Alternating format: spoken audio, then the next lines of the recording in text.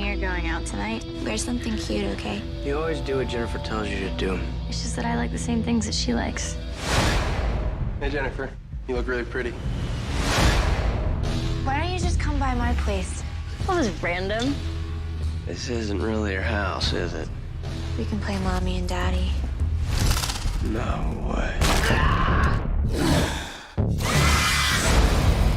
We always share your bed when we have slumber parties. Jennifer's evil. I know.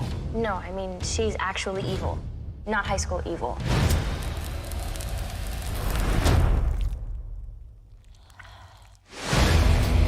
Chip is looking really cute to me lately.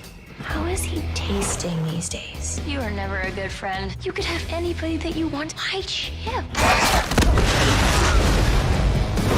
You're killing people. No, I'm killing boys. Are you scared?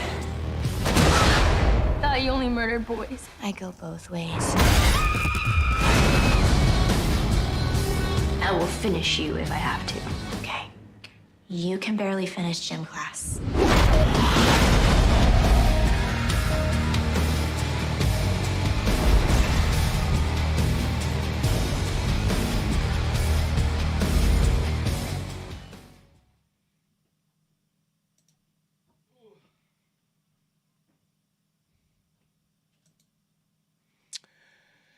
Hey up, it's Steve from the old Yorkshire Geek, and as you may have seen, that was Jennifer's Body, the trailer for Jennifer's Body, which is tonight's film. Hi Joshua, welcome to the show, as they say. I'm blooming freezing tonight. I've got the fire on and everything. It's nice. It should be nice and warm in here, but it's not. I'm blooming freezing. But anyway, right, so we've got Jennifer's Body tonight. So, where are we? Let's make sure everything's okay. Make sure the stream's okay. It looks all right. Right, some info about the film. It had a budget of $16 million and it grossed 30-odd million, whatever. So it did okay. I don't think it didn't get a very good, critical reception when it first came out, but it's kind of become a bit of a cult film. It came out in 2009. What else have we got? Jennifer's surname, Czech, she's called Jennifer Czech, was initially intended only to be a placeholder name. It comes from writer Diablo Cody using the phrase Czech to express the filling of the various required roles. For example, Jennifer Czech, needy Czech, and so on. The name was never changed and features in the final film. By the way, it's Megan Fox as Jennifer Czech and Amanda Seyfried as Anita Lesnicki, quotes, needy. Blake Lively turned down the role of Jennifer Czech. Blake Lively, of course, famous actress, but probably more famous for being the wife of Ryan Reynolds. What else? The director's cut of the film, which added 5 extra minutes of footage, was removed from the home video release from Australian stores and supermarkets due to the graphic sex scene and the violence. Was it? Oh, right. Apparently, the one we're going to look at tonight is the extended version, but I think that's the only one I've got, and I've seen the, the theatrical version. I don't know. What else? What else can we look for? Low Shoulder. There was the fictional name given to the band in the movie. In real life, the band was known as No Country. I think it was a real band, apart from the singer, played by Adam Brody, who wasn't a singer. But they tried to get actual rock singers, or what classes as rock these days, in the film. But Adam Brody were cast. But apparently he can sing, but just not good, not well enough. So the actual singing is done by another member of the band, Ryan Levine. What else? And that's about it. Let's just get the film on, shall we? Let's just get on with it. Right. So where have I put it? Here we go. It is there. Right. We start off obviously with the 20th Century Fox logo. By the way, it was written by Diablo Cody, and directed by Karyn Kusama. I don't know what else she's done. I'm probably being a bit dim. She's probably super famous, but I don't know. Right, so off we go. 20th Century Fox. I missed that 20th Century Fox. Now it's 20th Century Studios. God, they want to bring that back. Right, so we start off. There's Needy, played by Amanda Seyfried, who's supposed to be, a plain Jane, but it's Amanda Seyfried. She's super glamorous. Apart from she's got slightly bulgy eyes, hasn't she? A bit like Jerry Ryan in Star Trek. She's like super gorgeous, but slightly bulgy eyes that kind of put me off a little bit. But I'm no oil paintings. What have I got to say? Anyway, so here she is. She's needed. We find at the beginning she's in a mental institute, and here she says every day I get letters because she's kind of famous, as we'll see at the end of the film. She gets lots of letters. So she's in this this mental institute, and she says she's a kicker. So we find out why. That is a picture of Chip Dove, her boyfriend. Hang on, I forgot to put the chat box up. Hang on. There we go. That's better. Yes, Joshua. They should get the Fox thing back. They should do. Anyway, where were we? So we found out she's a kicker. There she is. She's in. It's either a mental asylum or a prison. I'm not actually sure which. It might be a bit of both. It might be a high security mental hospital. I don't know. Anyway, she's in there, but it's all women, obviously. And we find out she says she's a kicker, and then she says it even says so on my chart. And then this, I presume she's a doctor, comes up and tells her that she's not eating well enough. So Needy kicks her and sends her flying and swears at her and spits at her. And then so she gets shoved in solitary confinement. But there's a reason for this. I think she wants to go in there because we see why at the end of the film. There you go. They're throwing her into solitary. And as you can see there, there's a... You can't see. For my fat head... Hang on, let me... let me just get rid of that. There you go. You can see a window there, high up. It's high up, so obviously they can't escape through it. But that comes into play later in the film. Anyway, where were we? So there's just screaming, and so she's doing a voiceover. She used to be normal, but after the killings began, I started to feel whatever, I don't know. But there she is, super glamorous. She's supposed to be a plain Jane, not very attractive, but, it's Amanda Seyfried. She's gorgeous, isn't she? Apart from the slightly bulgy eyes. But anyway, then we cut to, I don't know, however many years, months ago, I don't know how long it's been, to Devil's Kettle, somewhere in America. Apparently this waterfall is in Canada, I think. Hang on, let me just check that. I did look it up. Hang on, let's get rid of that window. And then have less windows to look at. Now then, the waterfall. I should have had all this typed out, shouldn't I? Printed off. Hey. I did see it in this... I'm looking at IMDb, by the way, in the trivia section. There we go. The shots of Devil's Kettle Falls at the film's beginning is actually Cascade Falls in Mission, British Columbia, Canada. So there you go. So it's a real place in Canada. But I saw another one somewhere that says it's somewhere in America. So it can't be both, can it? I suppose it can. Maybe the whirlpool that we're going to see in a moment. Oh my, the waterfall that goes nowhere is the Devil's Kettle at Judge Magnus State Park in Minnesota. The water disappears into a glacial pothole, but we'll see that in a moment. So that's in Canada, and I'm presuming that is in Minnesota. But I don't know. To be honest, I thought it was a visual effect. I did, but apparently it's real. But here we're learning that it's... scientists have put things in. They put all these orange balls in to find out where it comes out, and nobody's, nothing's ever been found. So they think it's a bottomless pit, or she says, or just really deep. There you go. Right, so next up, we cut to, this is Jennifer's house. There she is.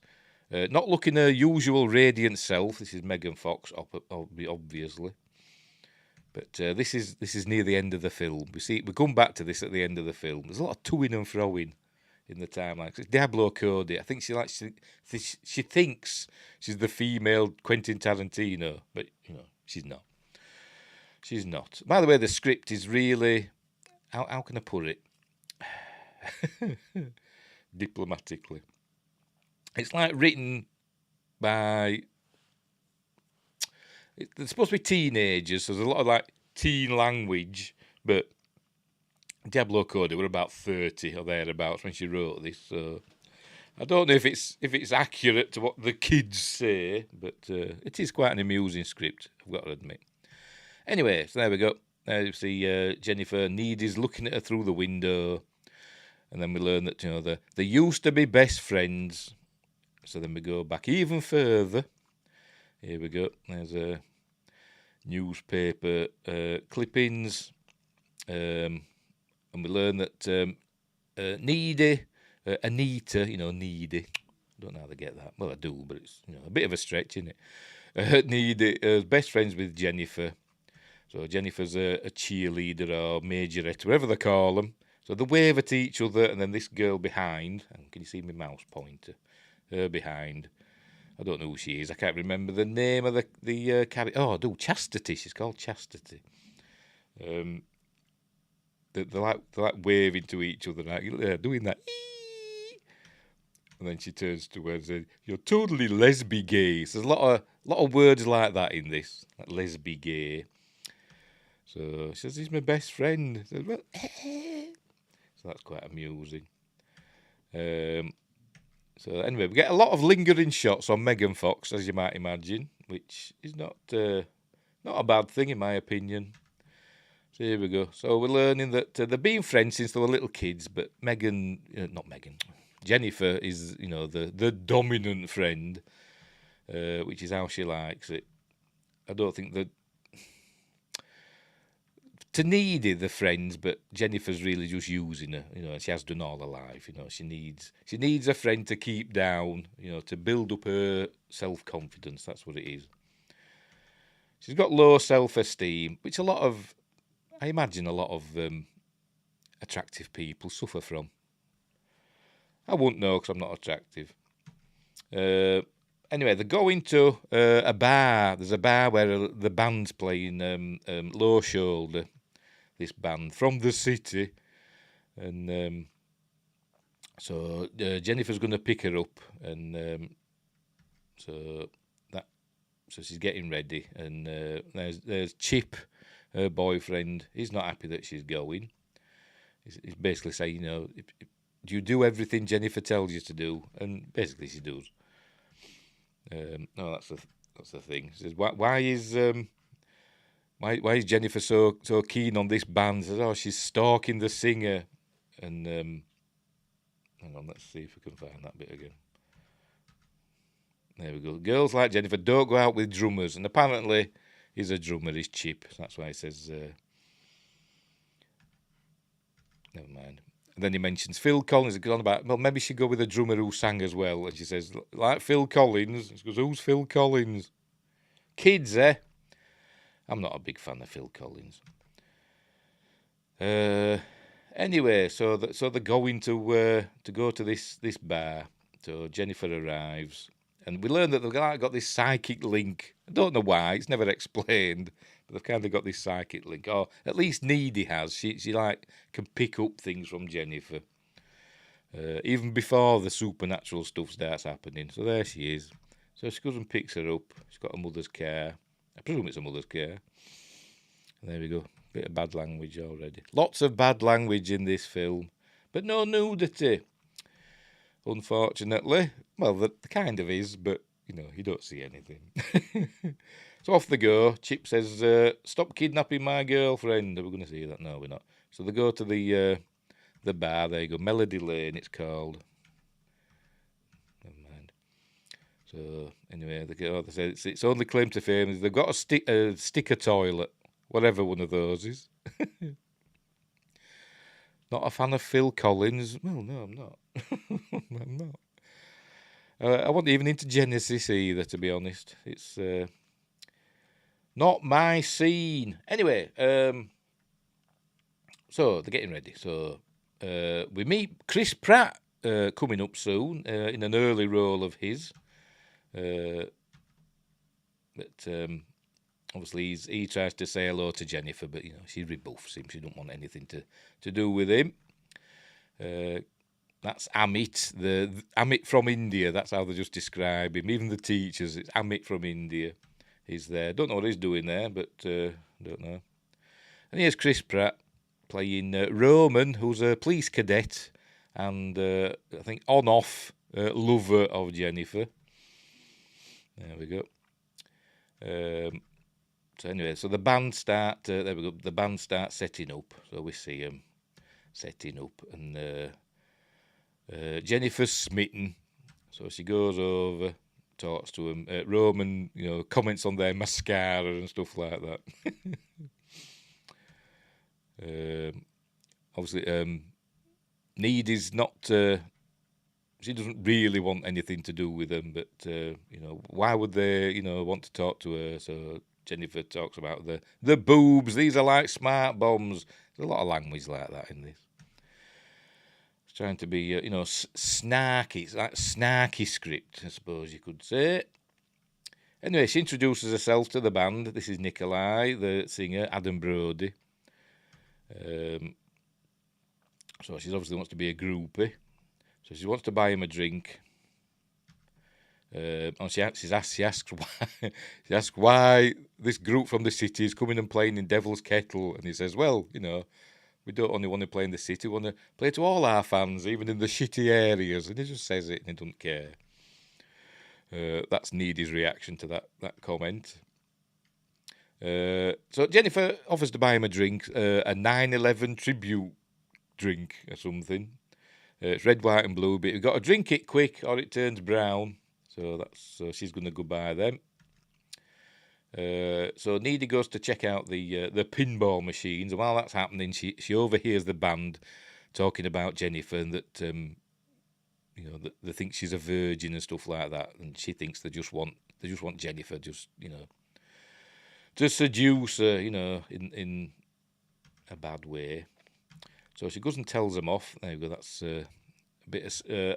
Is it split diopter or is it a bit of avid editing? I don't know.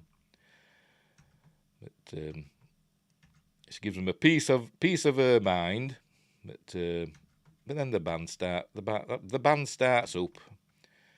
Jennifer brings the drinks over, but then a fire starts in a minute when they start writing. Oh, he calls it. He calls it about Devil's Lake or somewhere like that. Somebody shouts out Devil's Kettle, and that's when he says that. So anyway, they start playing the song Through the Trees, which is actually a good song. I quite like it, to be honest, but we hear it a lot through this film. So they start singing that. Jennifer's obviously totally smitten by them, but Needy notices that a fire starts, like a spark from the equipment, as we'll see. Oh, and they start holding hands, and you can see that there's a bit of a, as we said, a lesbi-gay subplot, I suppose you could say, in this.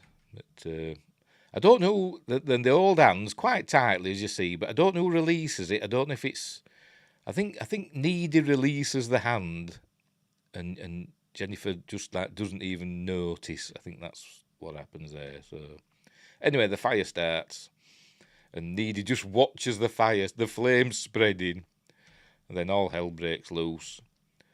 There we go, and people start burning, and all chaos ensues, and Needy and Jennifer get out, and there's people running out burning, and then Nikolai appears with a drink in his hand, and he says they should go to his van, the band's van, and Jennifer agrees.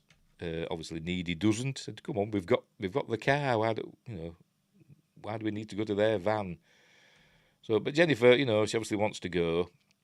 She's kind of in shock. She's kind of, I don't know what's going on, but She's a bit dazed, but she gets in the van with them.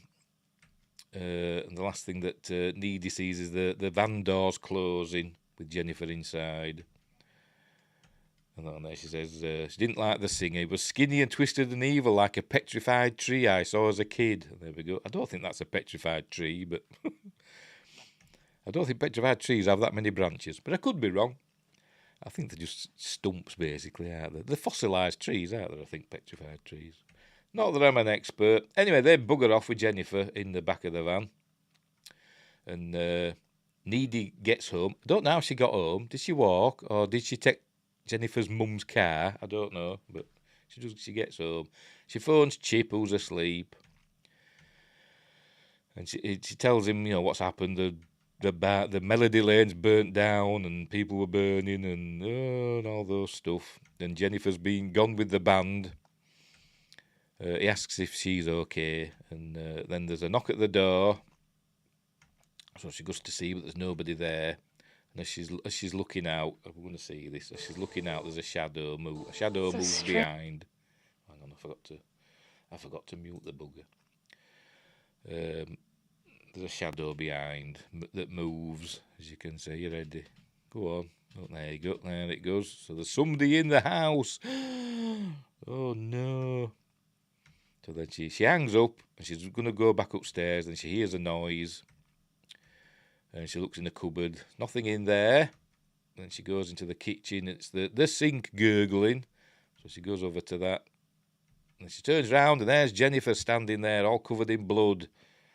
And then she does this amazing smile that I'm not sure if it's CG, assisted or what, I don't know, or if it's actually Megan Fox, but it's creepy.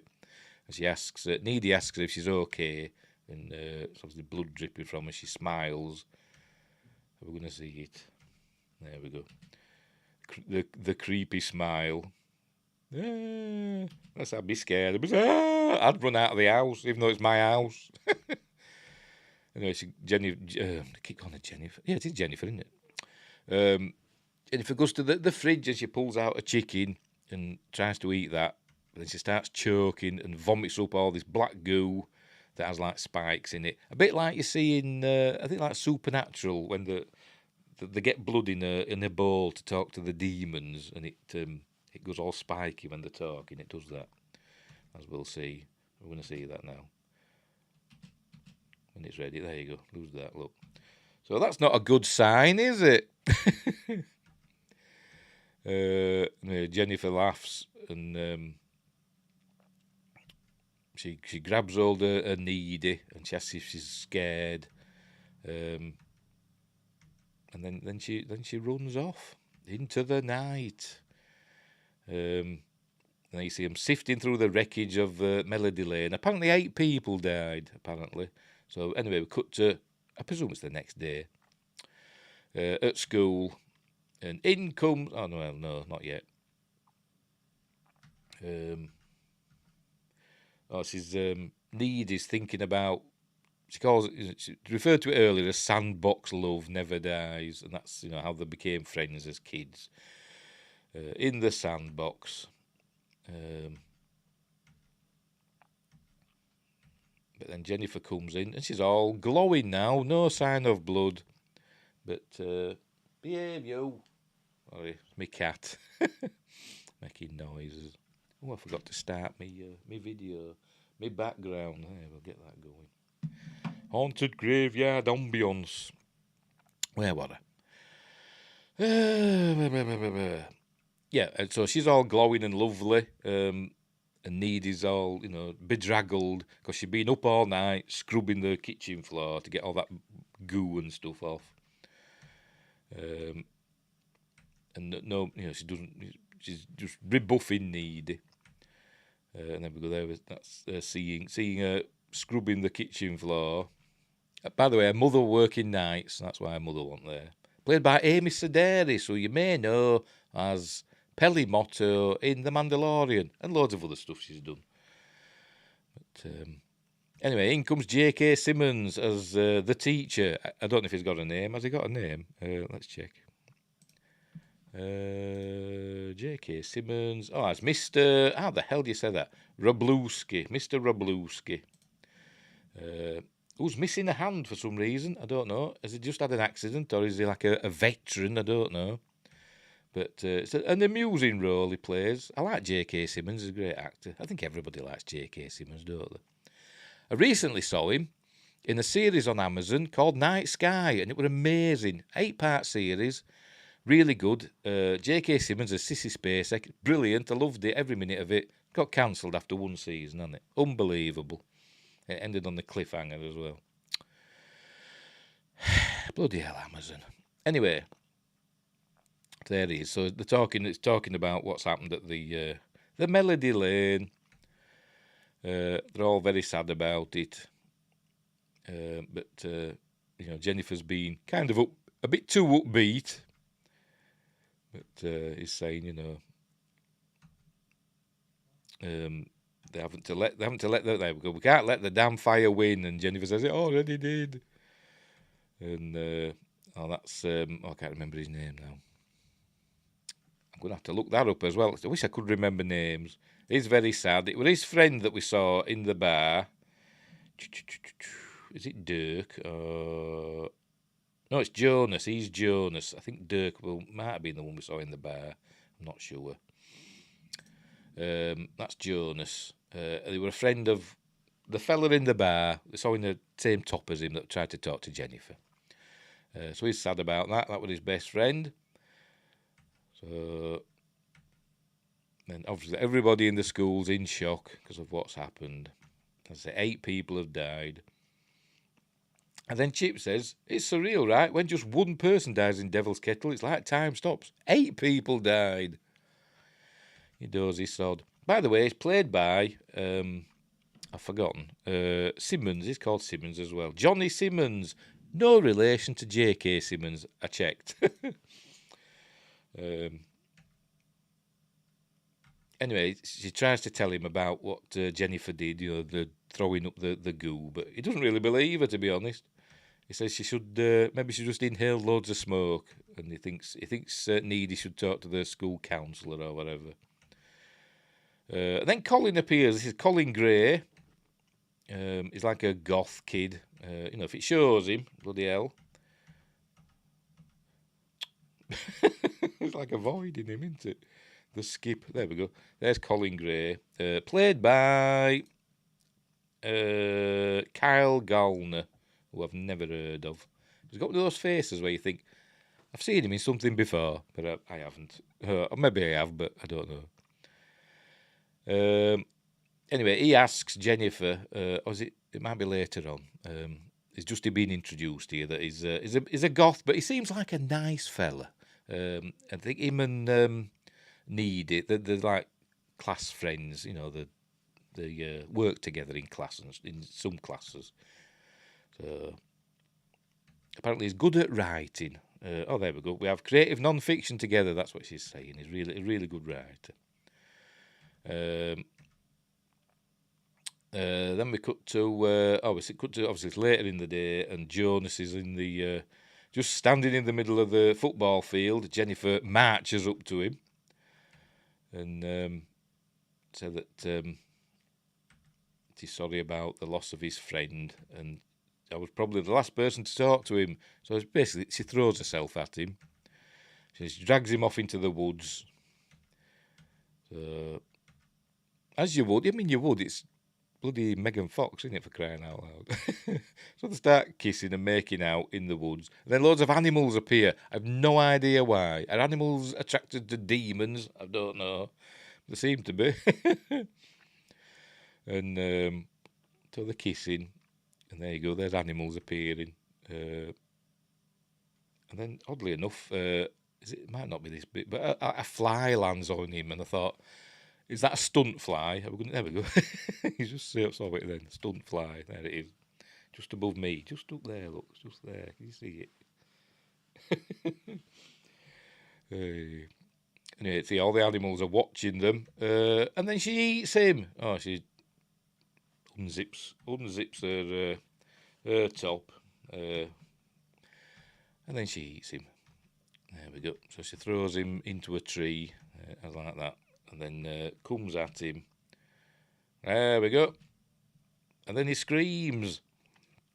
And then I forgot his name already. Mr. Roblowski. Have I said that right? Roblowski. Oh God, Mr. Roblowski. Yeah, hears the screaming. He says, "Go on, let it out, let it all out." And then he thinks that's not quite right, so he goes to check. To check what's going on. And then we cut to Dee at home. She's making a fried bologna sandwich.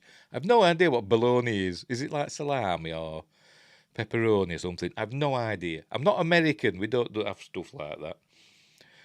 If I want a sandwich, I'll have, ham and egg or something. Anyway, she's eating that, and she's got a pet, and I've no idea what it is. Is it, there you go, it's called Spectre. I want to see it. There it is. Is it a ferret or something? Or I think it's a ferret, isn't it? So she's having a sandwich. Then her mum comes in. This is Amy Sedaris.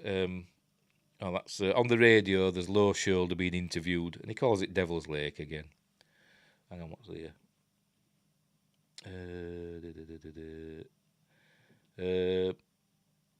Nick Frost Truth Seekers. Yeah, I think I saw that one. Truth Seekers. Oh, it might have been another one. I can't remember. I saw something with Nick Frost in it, but it was like a year or so ago. Or was it a Simon Pegg one? It might have been both. But it was funny in places. It was all right. But yeah, the streaming services, they're rubbish at promoting the stuff. That's why nobody watches them. They spend like millions on these series and then don't promote them, and they're surprised that nobody watches them. That's it. And rarely some will catch on, won't they? Like Squid Game and Stranger Things. But most of them, nobody will watch. Anyway, where were we? Mr. Roblowski heads out and finds the body of Jonas and a deer's drinking his blood. Well, I don't know, is it a carnivorous deer? I presume they've put something sugary for the deer to lick. It's just a puppet thing. So he's dead. There we go. This is a mum, and she said, she shouldn't go out by herself because dangerous times. Blah blah blah. She had a dream that bad people were trying to nail Needy to a tree with hammers and big stakes and shit. But I didn't let them get you because I'm a hard-ass, Ford, tough mama bear. Is that supposed to mean something? I don't know. But then she said, I can take care of myself. And then her mum says, well, I'll not always be there for you. She's not there for her now, is she? I think that's the point of that statement. Anyway, they're dragging out Jonas's body, and obviously Jonas's parents are beside themselves. And Jonas's dad starts shouting to the world that he's going to find the son of a bitch and nail his balls to his door. Some weird dialogue from these parents, to be honest, as we'll see later. There we go. Like one of those lion door knockers rich folks got. You think, even on paper that wouldn't sound right, but never mind. Then we cut to Jennifer's having a swim in the lake. There she is. She's supposed to be naked. Apparently she wore a skin-coloured bodysuit. But I'm sure I saw somewhere, it might have been on special features or something, it was really, really cold. I think they just did it once. It was really cold. You can see the steam coming off her. Anyway, she gets dried and dressed and disappears off into the woods again. What's that? Bologna is best described as super cheap, cold-cut meat, sausage-ish, is it? Oh, no. I suppose. We're just simple people in Yorkshire. What's that? Anyway, so there's Jennifer. Jennifer phones up Needy that evening, and she says she's feeling super yummy. She's looking super yummy as well because she's full. She has eaten, so she's all glowing again. So there she is, and then another call comes. Obviously, she don't care about anything but herself. And Chip calls on the other line, so Needy puts Jennifer on hold, so she does the old poo, cross out Needy, that's what she says. And while she's talking to Chip, Chip's telling her about what's happened. Oh, well, he does tell her soon. He says, I want you to meet me in 10 minutes in the park or whatever. While she's waiting here, Jennifer does the famous burns her tongue with a lighter. Don't try this at home, kids. It's a special effect. And she does that, burns the end of her tongue, and then it goes, back to normal. She says, "I'm a god." 'Cause obviously, she's a demon now, isn't she? Or at least demon possessed. So they hang up, and she goes to talk to Chip, and we find out about Jonas that's been murdered, and his mum's catatonic. There we go. Someone ripped Jonas limb from limb in the woods behind school. He wasn't ripped limb from limb. He was disemboweled, wasn't he? And ate him. Oh, and that's his mum. She just sits in the window, staring out. This is what I do most days anyway. So, obviously, no, something's up. There's a fire, and then somebody gets killed in the woods. So something's up, and then school carries on. I think a month goes by now. We see Jennifer being all gorgeous, and Devil's Kettle is famous for her, as its 5 minutes of fame, or 15 minutes of fame. There's Devil's Kettle. But then we see, I think, Jennifer. A month has passed. Mr. Rublewski is telling them that there's going to be, what they call it, I can't remember. It'll tell us in a minute. I forgot what they call it. But Low Shoulder are going to play at the formal dance thing, spring formal. That's it, the spring formal. Low Shoulder are going to play there free of charge, and they're going to do a charity single, and 3% of the profits is going to go to the people of Devil's Kettle, to help them through it. And Needy's not impressed with that. He says, "What about the other 97%?" But nobody wants to listen to her. They think she's just being selfish. And there's Jennifer looking not very well, because obviously she's hungry. She hasn't eaten, for a month. I don't know why. She just hasn't. This is where he's telling them about the song, and obviously Chastity. She's not impressed with Needy's comments, and Needy said they didn't help anybody escape from the fire, because that's what they're telling people, but they didn't. And Chastity says, "Of course they did. It's on the Wikipedia." But anyway, so what happens next? We're finding out that Jennifer needs to feed again. So I think she did mention earlier that she's interested in Chip, but Colin asks her out, and she rebuffs him. But then Jennifer says he's quite nice, is Colin, and because not Jennifer, Needy says he's quite nice, is Colin, but because Needy thought he were nice, Jennifer, you could see it in her face that then because Needy liked him, she wanted him. Yeah, because she's selfish and peevish, isn't she? She's not a real friend. So she says yes, she'll go out and she'll send her address. She'll text her address. So that's what they're going to do. So they're going to have a night out, which doesn't go well. Not for Colin, anyway, as you might imagine. The same. And so they're gonna Needy and Chip are gonna have a night of passion. So here we go, getting ready with the ambience.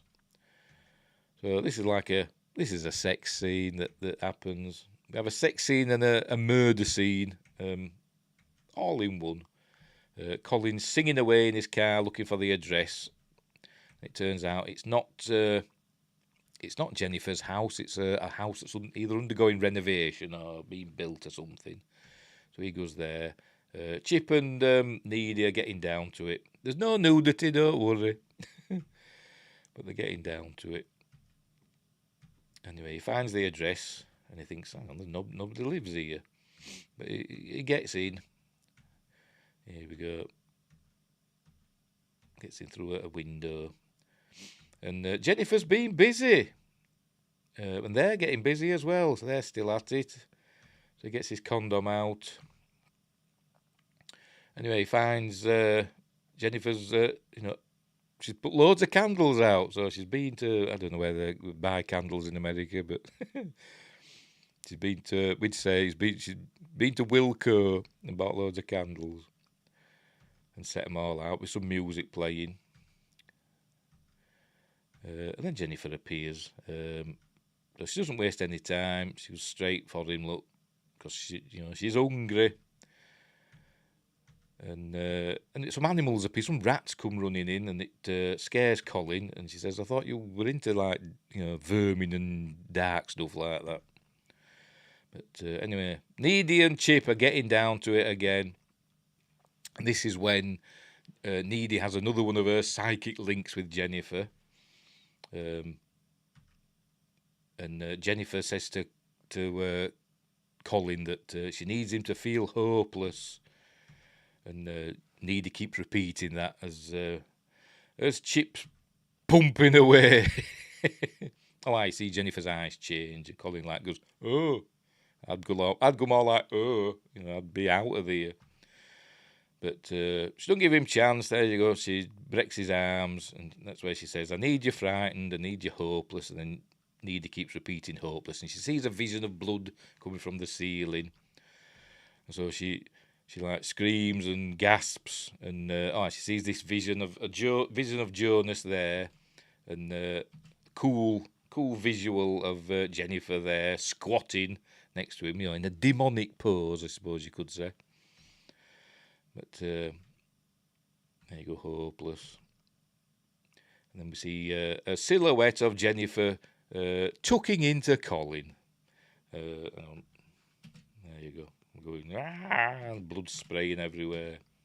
They're at it. And Needy's screaming, and Chip thinks it's because he's too much of a man for her.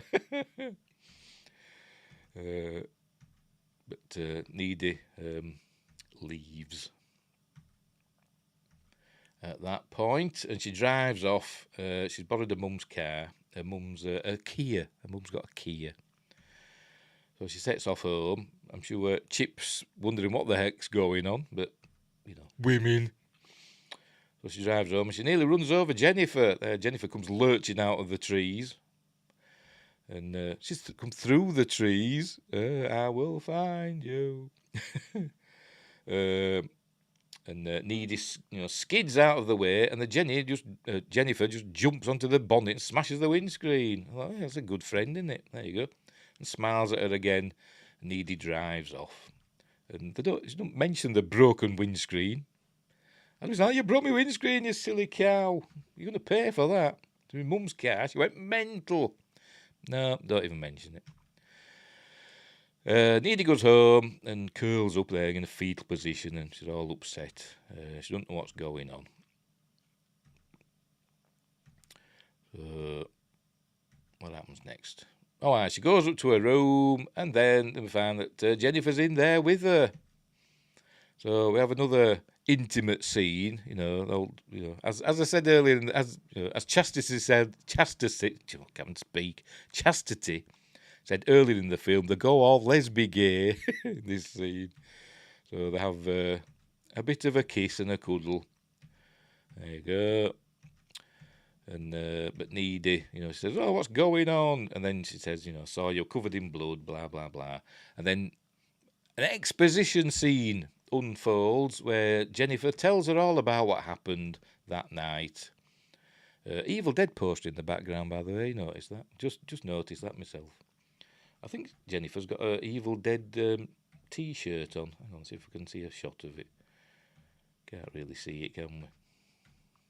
But apparently that's Needy's T-shirt that she's pinched. It's not showing us, is it? Is it? Can you see it there? Can't really make it out. But apparently, yes, it's an Evil Dead T-shirt. That's from the poster. You see Evil Dead there. Anyway, trivia. Where were we? They do their bit there, and she starts telling Needy about what happened. And there you go. The band Low Shoulder took her to the Devil's Kettle waterfall, and she thinks they're gonna, rape her. But they keep talking about her being a virgin. She says, "Yes, I am a virgin." Obviously, she's not. She says, "I'm a virgin. I don't even know what to do. You should find somebody that knows what to do." But they need a virgin for the ritual that they're about to do. There you go.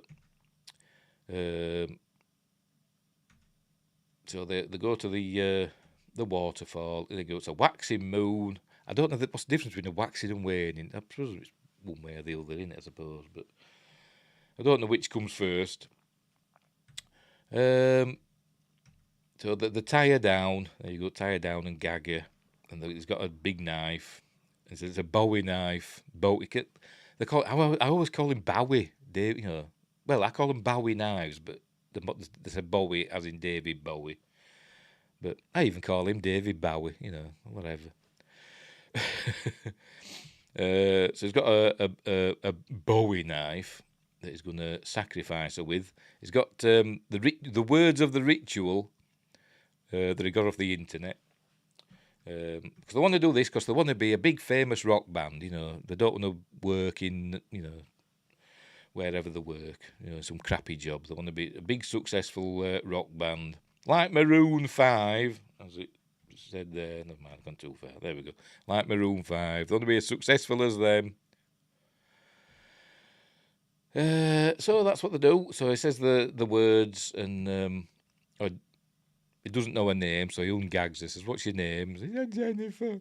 I had to give a false name, but she's not thinking straight. But at least he gets the name of the town right. Devil's Kettle this time. All the other times it's called Devil's Lake. And he does this. And then they all start singing from a song. I don't know what song it is, but they start singing. And as they sing, he stabs her repeatedly. There we go, so where they're singing the song, and then he stabs her repeatedly. And Needy says, "Oh, they killed you." And Jennifer says, "Well, I'm here, aren't I?" Said it should have killed her, but it didn't. And she came to, they'd gone. By the way, throws the knife into the whirlpool, so the knife returns later. But he throws the knife away, gets rid of the evidence. Never mind that he's covered in blood. But then she woke up and she came back home. But she also encountered Amit on the way. She said she was so hungry. There you go. And Amit is walking back. Remember, he were at the Melody Lane. So he survived. But she says, "Does anybody know where you are?" And he says, "No." So she drags him off into the woods and she obviously eats Amit. I don't know if his body's ever found. I don't think it tells us. So there you go. So now Needy knows what Jennifer is. So she can go and look it up in the library, which she does. And Jennifer shows her powers. When she's full, she's like invincible, and she cuts herself. And as we see, she heals up. And she says, "That's some X-Men shit," like Wolverine.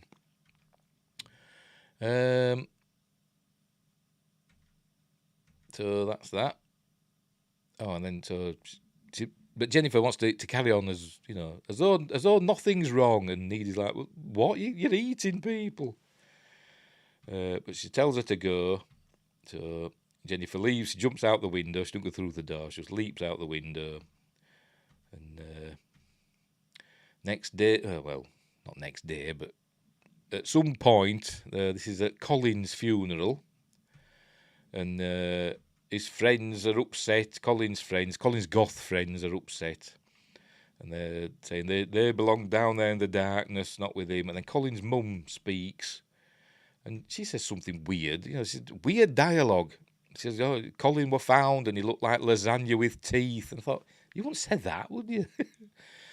You wouldn't say that. But she's quite a famous. Well, I don't know her name, but it's one of those faces. She pops up a lot. She must be like a character actress. She pops up in a lot of TV shows and stuff like that. I think she's been in Stargate and stuff like that. There we go. She swears as well. Drops an F-bomb. This just mentions that he looked like lasagna because she had to go and identify him. Lasagna with teeth. And anyway, they're getting ready for the whatever happened to Baby Jane the musical. The background there. I just noticed that. Very dark. Needy goes to the library. She finds the occult section in the library. Apparently it's small, but she finds a book that has, all the information she needs. They always do, don't they? I mean, why didn't she just look it up on the internet? Why does she have to go to the library? Because, of course, we've got to see her flipping through pages. And there we go. She's doing her research. Demons are weakest when hungry, and when they're weak, you can stab them in the heart and kill them. So that's what she finds out, and then she sees Jennifer. That's a vision she's having. That's not really happening. She's seeing Jennifer like that, but that's not real. And then Chip arrives. She tries to explain to Chip what's going on. Chip says he's bought the tickets for the spring formal and the corsage that cost him $12. But he doesn't believe her. She says she's going to go. She doesn't want to go with Chip. She says Chip shouldn't go because, Jennifer's eating boys. But he doesn't believe her. Well, no, she says, don't you believe me? He says, well, I don't believe that. And he points to the book that she's been looking up. So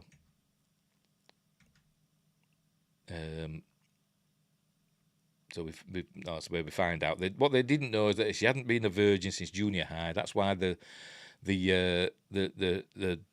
ritual backfired. They still became famous, and it says, even though the outcome may work for the people doing the ritual, the person that's sacrificed gets possessed by the demon instead of dying. So that's what's happened.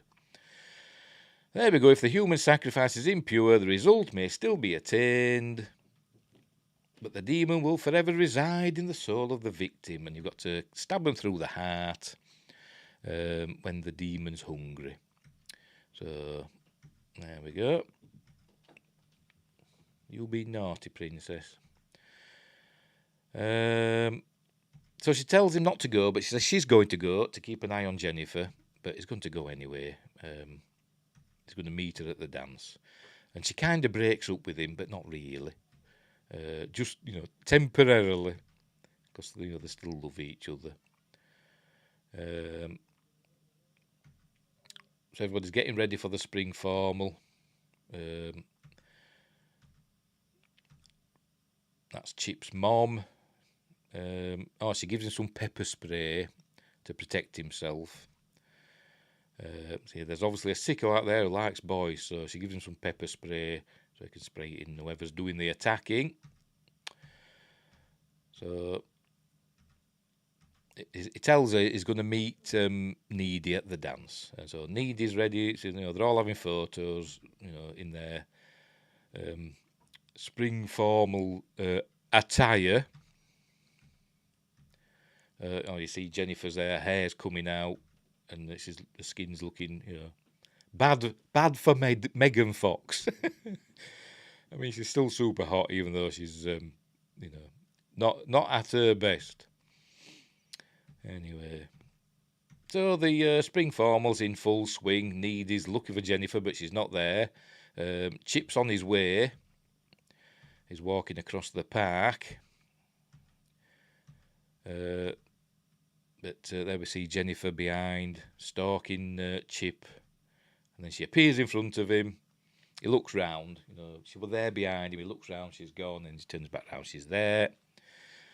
So she essentially seduces Chip. And he gives in quite easily, I must admit.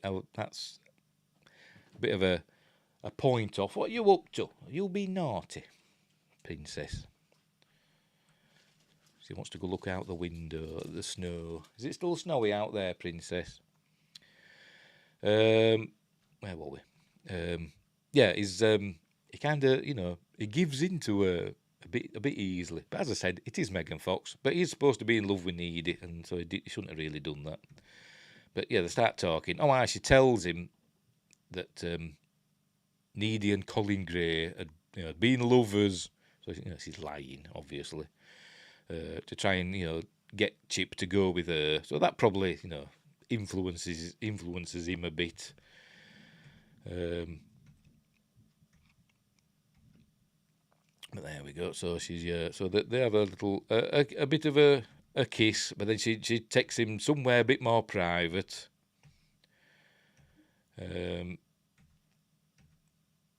Low shoulder singing at the school, singing that song again. So that starts playing as Jennifer seduces Chip. There you go. There she says, "Say I'm better than Needy," and he says, "No, what?" So he doesn't say that. He doesn't say she's better than Needy, because that's all she wants to know. She wants to know that she's better than Needy. She needs Needy to make herself look good. That's all Need is for her. I mean, really, Jennifer's the needy one, isn't she? Really, in this film, not Anita. It's Jennifer that's the needy one. That's the point, isn't it? Anyway, so she texts Chip. This is another psychic thing. She feels the kissing, Chip and Jennifer. She says Chip, so maybe it's a psychic link with Chip as well. Maybe she's just generally psychic. I don't know, but.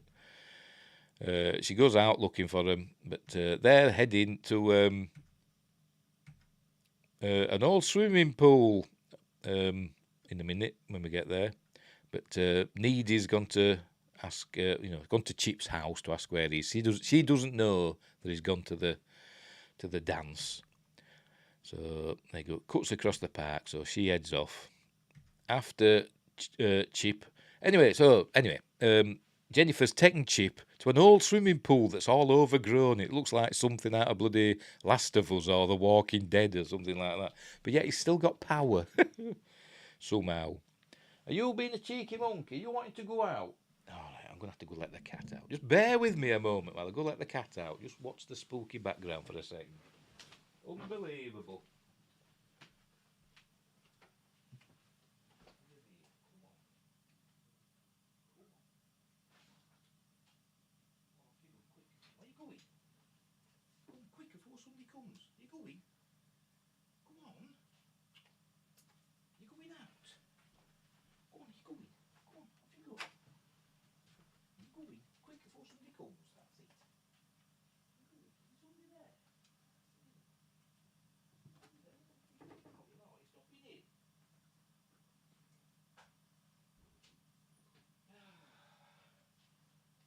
Crackers, you are. Is it too cold for you out there? Dear. She wants to go out, but it's too cold. Spoilt cats. Where was I? Oh yes, he's taking Chip to this old abandoned swimming pool that's still got water in it, but it's all overgrown. As I said, it's like something from The Last of Us or whatever. She's taking him there and tries to seduce him there. So they're doing, they have a kiss and stuff. But he says he can't because obviously he's still in love with Needy. So she decides she's just going to kill him. So she throws him in the water and throws him around a bit. He tries to get out, and there he goes, tries to get out, but she just drags him back in again. Needy's running after him. She finds the corsage. There she goes. She heads up to the old swimming pool. And then there you go. It looks like that's something from an apocalyptic movie, isn't it? But anyway, she gets in, and you see there Jennifer's noshing down on Chip. So she launches herself at her and dunks her under the water and tries to save Chip. But then Jennifer just re-emerges. Oh, she uses the spray. Chip gives her the pepper spray. So she sprays Jennifer in the face. And then so Jennifer does all the old black goo stuff again. and then levitates. And then Chip says, "Oh, she can fly." He says, "No, she's hovering. It's not that impressive." Pretty impressive to me. But so they have a bit of a standoff. And trade barbs. The trade barbs. This is when Needy says, "You've never really been a friend," and says that she's really insecure. And he says, "I'm not insecure, Needy." And she says, "I was the snowflake queen or something." He says, "Yeah, that was 2 years ago." Then she's just gonna, kill Needy. But then Chip appears. Cat again. Chip appears with, I think, is it a pool cleaner? One of those big things to keep clean pools, and just runs Jennifer through. Jennifer pulls it back out, all bleeding, and then just crawls, just climbs out the window, and leaves. And leaves Needy and Chip. Chip dies. They said they love each other. Chip dies. Obviously, Needy, is very unhappy about that, as we'll see. No, and he's dead. Ah, no. So anyway, she must just leave him there and not call the police or anything, and she just goes home, all covered in blood. Then she obviously decides to go and deal with Jennifer, as we'll see. There you go. She's getting ready. She's gearing up to go and take out Jennifer. So then we cut to Jennifer. This is the scene that we saw earlier on at the beginning of the film. Jennifer's in her room. She's obviously healed up a little bit. Maybe because she'd been feeding on Chip. Maybe she's healed up a little bit quicker. But because it doesn't mention that she got run through by a pool cleaning thing. But anyway, Needy launches herself through the bedroom window. There she comes. And they start fighting. There you go. "You killed my boyfriend, you goddamn monster." A good actor, aren't I? So they do some fighting. And she's got some box cutters. And they says, "Do you buy all your murder weapons at Home Depot? You're so butch." He says, "Cross out Jennifer." Oh, and then she uses the box cutter and cuts an X on Jennifer's abdomen. And then Jennifer levitates, as we'll see. Oh, well, they do. They're levitating. They're up above the bed, floating. And then, "You're being a naughty, you." That cat, she wants to go out, but she won't. "You're being naughty, aren't you? Eh? If I go open the door, you're going to go out." Just bear with me again. Are you going to go out? Eh? Are you going to go? If I open the door, you're going to go out.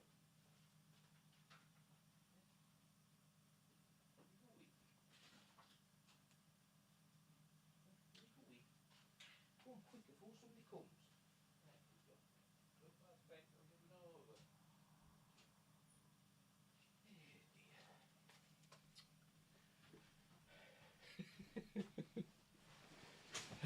Dear. She's gone out now. She's gone out as princess.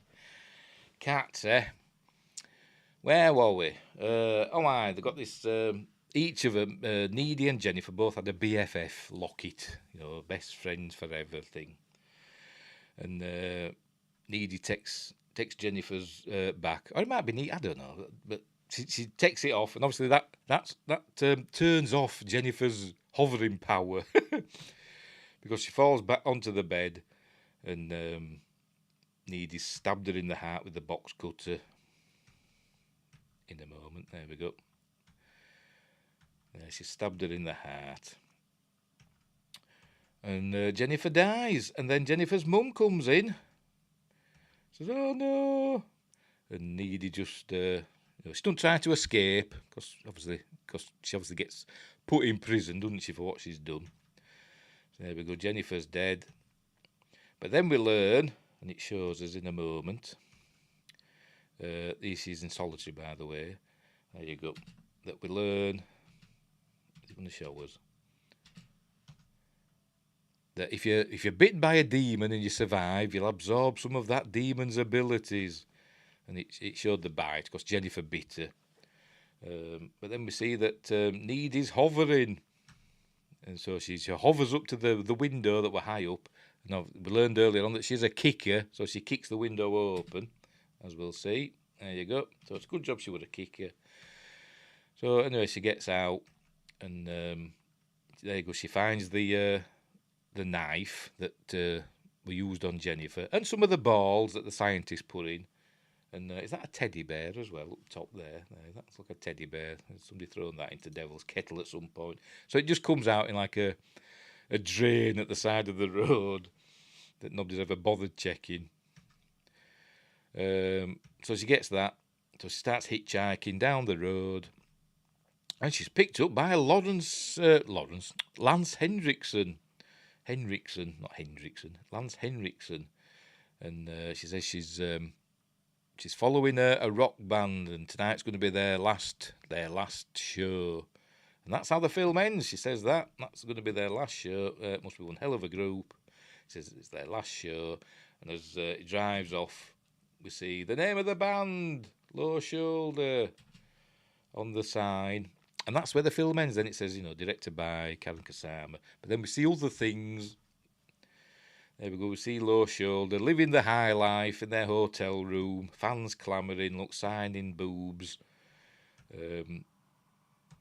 got their M&Ms look, they're taking drugs and, having a good old time. And then, obviously, somebody arrives, and there's blood spraying everywhere, and then the police arrive, and, CIS, CSI, whatever the bloody hell it's called. So somebody's killed all the band over the credits. There you go. And we see Adam Brody with the knife. There you go, in his chest. So the band's been murdered, and then all these groupies come round, a bit of CCTV, and we see that it's Needy. Needy's killed them. There you go. So, and that's it. That's how the film ends. So Needy's got superpowers. Would there be a sequel? Needy's body. Don't know.